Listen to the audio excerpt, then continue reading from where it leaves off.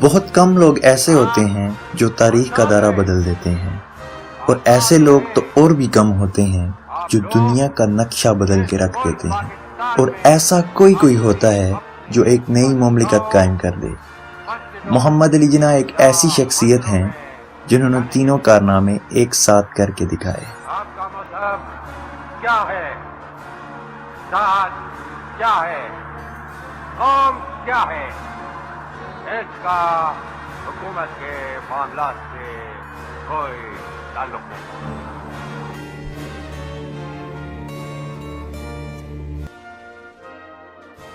25 دسمبر 1876 وزیر مینشن کراچی میں ایک چھوٹے سے گھر میں ایک بچے نے جنم لیا۔ کسی کو کیا معلوم تھا کہ آنے والے وقتوں میں یہ ایک عظیم لیڈر ثابت ہوگا اور پاکستان کا بانی بنے گا۔ قائم رکھنے کے لیے ابھی اور قربانی کرنا ہوگی۔ مسلمان مصیبت میں گھبرایا نہیں کرتا۔ جی ہاں، ہم بات کر رہے ہیں قائد اعظم محمد علی جناح کی۔ قائد اعظم محمد علی جناح کراچی میں 25 دسمبر 1876 کو پیدا ہوئے، جو اس وقت بمبئی کا حصہ ہوا کرتا تھا۔ جناح کا تعلق ایک متوسط گھرانے سے تھا۔ ان کے والد ایک تاجر تھے۔ جناح کا اپنے بہن بھائیوں میں دوسرا نمبر تھا۔ ان کے 3 بھائی اور 3 بہنیں تھیں۔ بہنوں کا نام فاطمہ، مریم، شیرین، جبکہ بھائیوں کا نام احمد علی، رحمت علی اور بندے علی تھا۔ آپ کے والد کا نام پوجا جناح تھا اور آپ کی والدہ کا نام میٹھی بائی تھا۔ ان کے والدین گجراتی زبان بولتے تھے، جبکہ بچے انگریزی زبان بولنے لگے تھے۔ لڑکپن میں جناح اپنی خالہ کے ہاں کافی عرصہ رہے، جہاں وہ ایک پرائمری اسکول میں پڑھے۔ بعد میں انہوں نے Cathedral and John Connon School سے تعلیم حاصل کی۔ کراچی میں وہ سندھ مدرسۃ الاسلام اور کرسچن مشنری سوسائٹی اسکول میں داخل رہے۔ انہوں نے میٹرک جامعہ بمبئی کے ہائی اسکول سے کیا۔ قائد اعظم اپنے لڑکپن میں پولیس اسٹیشن میں قانونی کارروائیاں بھی دیکھا کرتے تھے۔ آپ ہر بات میں سچ کا ساتھ دیتے اور بزرگوں کی صحبت اختیار کرتے تھے۔ آپ اپنے والد کی مرضی سے ایک برطانیہ کمپنی میں نوکری کرنے لگے۔ اس سے قبل قائد اعظم کی والدہ نے خواہش ظاہر کی کہ میں آپ کی شادی کروانا چاہتی ہوں، اور یوں قائد اعظم کی شادی ایمی بائی سے ہو گئی، اور پھر وہ 1893 کو لندن روانہ ہو گئے۔ پر آپ کی شادی زیادہ دیر نہ چل سکی، اور آپ کی شادی کے کچھ ہی مہینوں بعد آپ کی بیوی انتقال کر گئی۔ نوکری کرنے کے باوجود بھی آپ کو مزید پڑھنا تھا، اور پھر آپ نے نوکری چھوڑ دی اور قانون کی پڑھائی شروع کر دی، اور اس دوران ان کی والدہ بھی انتقال کر گئی۔ اس کے بعد آپ نے اور محنت شروع کر دی۔ قائد اعظم بہت ہی حاضر دماغ تھے، اور جب قائد اعظم لندن یونیورسٹی میں تعلیم حاصل کر رہے تھے تو ایک پروفیسر پیٹر ان سے بہت نفرت کرتا تھا۔ ایک دن پیٹر ڈائننگ روم میں لنچ کر رہا تھا تو جناح بھی اپنی ٹرے لے کے اس میز پر بیٹھ گئے۔ پروفیسر کو اچھا نہ لگا اور اس نے کہا کہ آپ کو نہیں پتا کہ ایک پرندہ اور سور ساتھ بیٹھ کر کھانا نہیں کھا سکتے؟ جناح نے جواب دیا کہ پریشان مت ہو، I should fly on another table، مطلب میں یہاں سے اڑ کر دوسری میز پر چلا جاتا ہوں۔ اس پر پروفیسر کو بہت غصہ آیا۔ اپنے طالب علمی کے دور میں وہ دیگر کئی ہندوستانی رہنماؤں کی طرح برطانوی روشن خیالی سے متاثر ہوئے۔ اس سیاسی رجحان میں جمہوری، قومیت اور تعمیری سیاست بھی شامل تھی۔ اس دوران آپ دیگر ہندوستانی طلباء کے ساتھ مل کر برطانوی پارلیمنٹ کے انتخابات میں سرگرمی کا مظاہرہ کیا۔ ان سرگرمیوں کا اثر یہ ہوا کہ جناح وقت کے ساتھ ساتھ ہندوستان کی آئین ساز خود مختار حکومت کے نظریے کے حامی ہو گئے، اور آپ نے ہندوستانیوں کے خلاف برطانوی گوروں کے حد تک امیز اور امتیازی سلوک کی مذمت کی۔ مغربی دنیا نے نہ صرف جناح کی سیاست کو متاثر کیا، بلکہ نجی زندگی میں بھی وہ مغربی لباس سے بھی متاثر تھے۔ وہ تمام زندگی عام لوگوں میں آتے ہوئے اپنے لباس کا خیال رکھتے تھے، اور ان کے پاس 200 کے قریب سوٹ تھے، اور بطور بیرسٹر وہ اس بات پر فخر کرتے تھے کہ انہوں نے کبھی بھی ایک ہی ریشمی ٹائی دوبارہ استعمال نہیں کی۔ اور جب انہیں اپنے والد کی جانب سے ایک سخت خط موصول ہوا، اس خط میں واپسی کا کہا گیا کیونکہ والد کاروبار میں خسارے کے سبب ان کے اخراجات اٹھانے کے قابل نہ تھے۔ 1895 میں 19 سال کی عمر میں وہ برطانیہ میں سب سے کم عمر بار کہلانے والے پہلے ہندوستانی بنے۔ وہ جب کراچی واپس لوٹے تو انہوں نے کراچی میں مختصر عرصہ قیام کیا، پھر وہ بمبئی چلے گئے۔ 20 سال کی عمر میں جناح نے بمبئی میں وکالت کی مشق شروع کی۔ وہ اس وقت شہر کے واحد مسلم بیرسٹر تھے۔ ان کی وکالت کے ابتدائی 3 سال 1897 سے 1900 کچھ خاص نہیں تھے۔ سال 1900 میں بمبئی کے پریزیڈنسی مجسٹریٹ PH دستور کی نشست وقتی طور پر خالی تھی اور اس نشست کو بطور قائم مقام حاصل کرنے میں جناح کامیاب ٹھہرے۔ 6 ماہ اس عہدے پر فائز رہنے کے بعد جناح کو 1500 روپے ماہانہ تنخواہ کی مستقل حیثیت ملی۔ جناح نے یہ کہہ کر اس کو ٹھکرا دیا کہ وہ روزانہ 1500 روپے کمانا چاہتے ہیں۔ جناح کو اپنے آپ پر ناقابل یقین حد تک اعتماد تھا۔ انہوں نے یہ بات اس واقعے کی تناظر میں کہی جب ایک دن کسی جج نے غصے میں جناح کو کہا کہ مسٹر جناح، یاد رکھو کہ تم کسی 3rd کلاس مجسٹریٹ سے مخاطب نہیں ہو۔ جناح نے جواب دیا، جناب والا، مجھے بھی اجازت دیجیے کہ میں آپ کو خبردار کروں کہ آپ بھی کسی 3rd کلاس وکیل سے مخاطب نہیں ہیں۔ جناح 1920 کے ابتدائی برسوں تک وکالت کی مشق کرنے میں مصروف رہے تھے، لیکن وہ سیاست میں بھی دلچسپی لیتے تھے۔ جناح نے دسمبر 1904 میں بمبئی میں کانگریس کی 20ویں سالانہ اجلاس میں شرکت کر کے اپنی سیاسی زندگی کا آغاز کیا۔ ان کا شمار کانگریس کے ان اراکین میں ہوتا تھا جو ہندو مسلم اتحاد کے حامی تھے۔ 1906 میں جناح نے آل انڈیا کانگریس میں شمولیت اختیار کی، جو کہ اس وقت ہندوستان کی سب سے بڑی سیاسی جماعت تھی۔ پھر مہاتما گاندھی کی ہندو پرست پالیسیوں نے جناح کو کانگریس چھوڑنے پر مجبور کیا۔ 1906 میں جناح نے نواب سلیم اللہ کے گھر بننے والی مسلم لیگ میں بھی شمولیت اختیار نہیں کی۔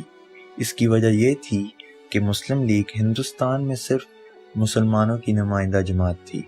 بالآخر 1913 میں قائد اعظم نے مسلم لیگ میں شمولیت اختیار کر لی۔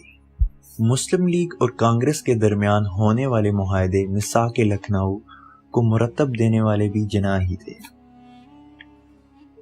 اس معاہدے میں مسلمان اور ہندو برطانیہ سے آزادی اور خود مختاری حاصل کرنے کے لیے ایک ہی پلیٹ فارم پر کھڑے ہوں گے۔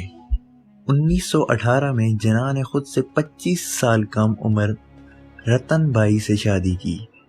رتن بائی اپنے خاندان والوں کی مخالفت کے باوجود اسلام میں داخل ہوئی اور انہوں نے مریم جناح کا نام اپنایا۔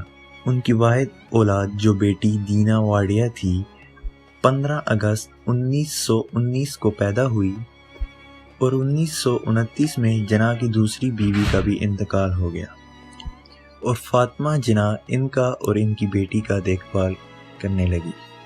محمد علی جناح نے مارچ 1929 میں نہرو رپورٹ کے جواب میں دہلی میں ہونے والے آل انڈیا مسلم لیگ کے اجلاس میں 14 نکات پیش کیے۔ یہ نکات ایک آزاد ریاست کا تصور تھا جس میں تمام مذہب کو برابری کے حقوق حاصل ہوں۔ شاید یہی وجہ تھی کہ مسلمانوں کی تمام مذہبی جماعتوں نے پاکستان کے قیام کی مخالفت کی، صرف کمیونسٹ پارٹی نے حمایت کا اعلان کیا۔ پھر ایک ایسا واقعہ رونما ہوا کہ آزادی کے ایسے مجاہد جناح نے مسلم لیگ کے لیڈروں میں اختلاف پیدا ہونے کی وجہ سے برطانیہ جانے کا فیصلہ کیا۔ پھر مسلم رہنماؤں کی سرتوڑ کوششوں کی وجہ سے 1934 میں جناح نے ہندوستان واپس لوٹ آئے۔ ان مسلمان لیڈروں میں سیر فہرست علامہ اقبال تھے۔ انہوں نے اپنے ایک خط میں لکھا، برطانوی ہند میں اس وقت صرف آپ ہی ایسے لیڈر ہیں جن کی رہنمائی حاصل کرنے کا حق پوری ملت اسلامیہ کو حاصل ہے۔ پھر جناح 1940 میں قرارداد پاکستان کی روشنی میں مسلمانوں کی علیحدہ مملکت کی کوشش میں مصروف ہو گئے۔ 1946 کے انتخابات میں مسلم لیگ نے مسلمانوں کی بیشتر نشستوں پر کامیابی حاصل کی۔ محمد علی جناح نے پاکستان کے قیام کے لیے براہ راست جدوجہد شروع کر دی اور انہوں نے 2 قومی نظریے کا اعلان کر دیا۔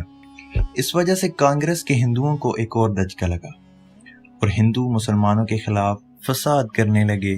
مسلمانوں کو طرح طرح کا نقصان اٹھانا پڑا، مسلمانوں کو جمع جمائے کاروبار سے ہاتھ دھونا پڑا اور بہت سے لوگ ملازمتوں سے فارغ کر دیے گئے۔ پھر یہ بات کھل کر سامنے آ گئی کہ ہندو مسلمانوں کو غلام بنا کر رکھنا چاہتے ہیں۔ سیاسی چپلش اور فساد کا نتیجہ یہ نکلا کہ بھارت اور پاکستان دنیا کے نقشے پر دو الگ الگ مملکت کی صورت میں نمودار ہو گئے۔ السلام علیکم۔ پاکستان براڈ کاسٹنگ سروس، ہم لاہور سے بول رہے ہیں۔ 13 اور 14 اگست سن 47 عیسوی کی درمیانی رات 12 بجے ہے۔ طلوع صبح آزادی۔ السلام علیکم بھائیوں اور بہنوں، پاکستان حاصل کرنے کے لیے ہم نے بہت قربانی کی ہے، مگر ہمیں پاکستان کو قائم رکھنے کے لیے ابھی اور قربانی کرنا ہوگی۔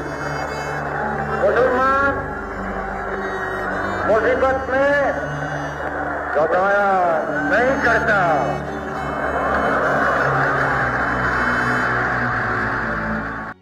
اس ساری کامیابی کا سہرا محمد علی جناح کو جاتا ہے، جنہیں اب ہم بابا قوم اور قائد اعظم محمد علی جناح کے نام سے جانتے ہیں۔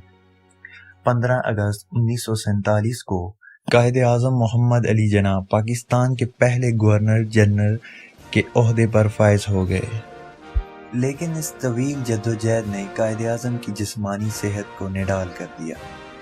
لیکن اس کے باوجود بھی قائد اعظم نے مشکل حالات میں اپنی قوم کا ساتھ نہیں چھوڑا، اور پھر ڈاکٹروں نے انہیں آرام کرنے کے لیے زیارت جانے کا کہا۔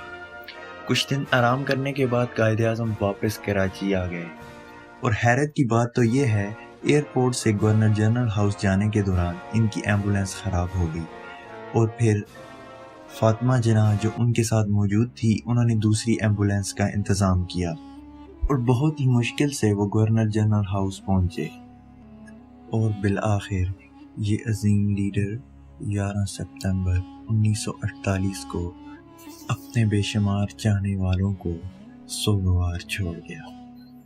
قائد اعظم کی وفات کے بعد سارے پاکستانی بہت غمزدہ تھے، لیکن ان میں انتشار پیدا نہیں ہوا۔ سب بہت ہی ڈسپلن تھے، اور سب تیار تھے کہ ہم حالات کا مقابلہ کریں گے اور منظم رہ کے مقابلہ کریں گے۔